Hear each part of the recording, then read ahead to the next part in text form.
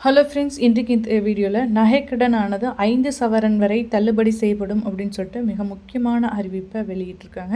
அது என்ன அறிவிப்பு அப்படிங்கிறத இந்த வீடியோவில் டீட்டெயில்டாக பார்க்கலாம். தமிழகத்தில் கூட்டுறவு வங்கிகள் மற்றும் கூட்டுறவு கடன் சங்கங்கள் வாயிலாக நகைக்கடன், விவசாய கடன், தொழில் கடன் ஆகியவை வழங்கப்பட்டு வருகின்றன.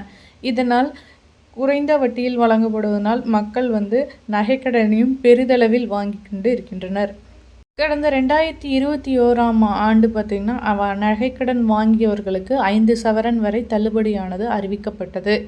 அந்த வகையில் அடுத்த ஆண்டு 2026 சட்டமன்ற தேர்தல் நடைபெற உள்ளதால் முக்கிய பெரிய கட்சிகளான அதிமுக, திமுக, தவேக போன்ற கட்சிகள் மீண்டும் நகைக்கடன் தள்ளுபடி அறிவிப்பு வழங்குவது குறித்து ஆலோசித்து வராங்க. ஸோ இந்த நகைக்கடன் தொடர்பான அறிவிப்புகளும் மிக விரைவில் வெளியாகலாம் எனவும் எதிர்பார்க்கப்படுகிறது.